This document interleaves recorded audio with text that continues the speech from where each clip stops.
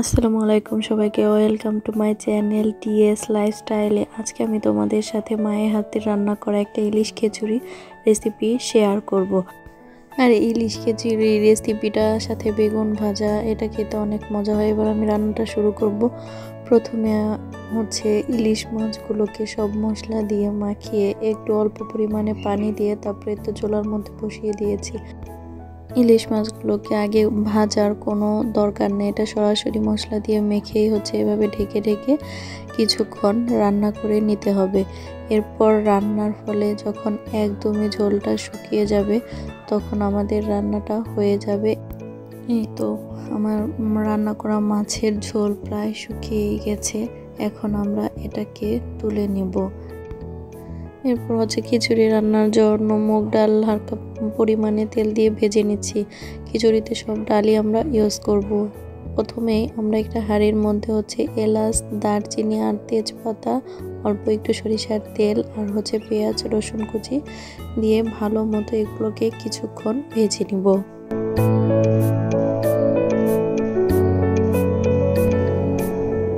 এইবার সব মশলাগুলো দিয়ে দিব। প্রথমে আদা বাটা দিয়ে দিচ্ছি 2 চামচ। এরপর আদা একটু ভেজে নিয়ে এখন রসুন বাটা দিয়ে দিব 2 চামচ। এরপর সব মশলাগুলোই দিয়ে দিব।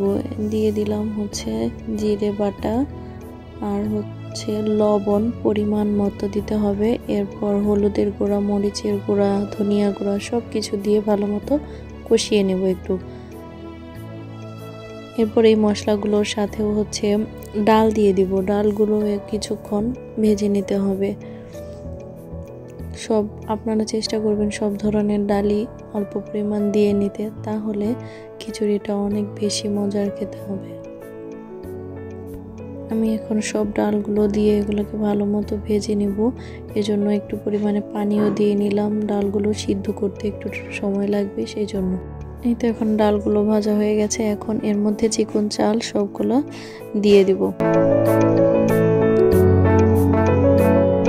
চাল সব দিয়ে এরপর খিচুড়ি এর জন্য ভালো মতো করে সব কিছু একসাথে অনেক সময় ধরে নেড়ে চেড়ে কষিয়ে নিতে হবে। আর এর মধ্যে ঢাকনা দেওয়া যাবে না। যত বেশি এটাকে কষিয়ে নেওয়া হবে তত এই রান্নাটা বেশি মজা হবে। এরপর পরিমাণ মতো পানি দিয়ে নিচ্ছি। খিচুড়ি রান্না করতে যে পরিমাণে পানি লাগে আপনারা আপনাদের চাউল অনুযায়ী এমনি খিচুড়ির মতোই পানিটা দিয়ে নেবেন। এরপর আমি চালটা সিদ্ধ হওয়ার জন্য ঢাকনা দিয়ে দিলাম। কিছুক্ষণ পরে ঢাকনা তুলে আবার নাড়াচাড়া করে দিতে হবে।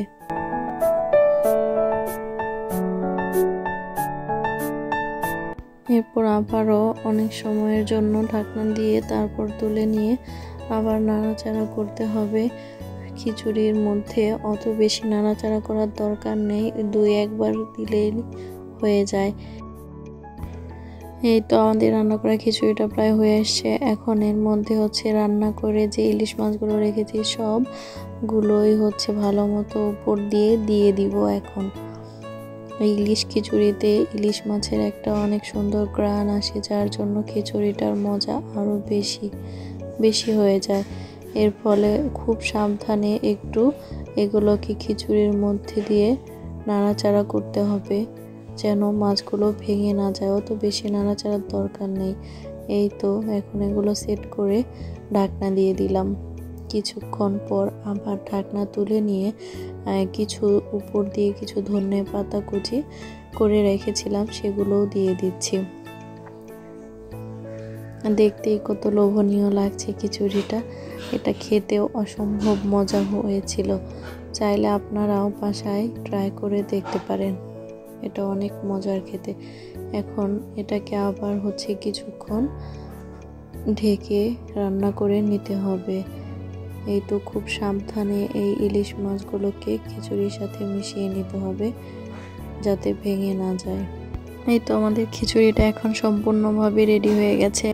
এখন আমরা বেগুন ভাজি করে নেব। তার জন্য হলুদ, মরিচ, তারপর জিরে, লবণ সব মশলা দিয়ে এখন মাখিয়ে নেব বেগুনগুলোকে ভালো মতো। এই তো মাখাই নিয়েছি।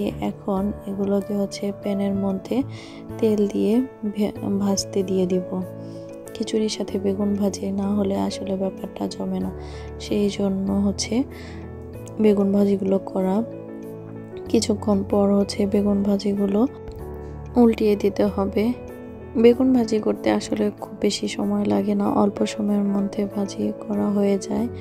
এই জন্য আমি খুব অল্প পরিমাণেই তেল দিয়েছি অবশ্য বেগুন ভাজিতে। এই তো আমার বেগুন ভাজি এখন হয়ে গেছে, ভাজা হয়ে গেছে।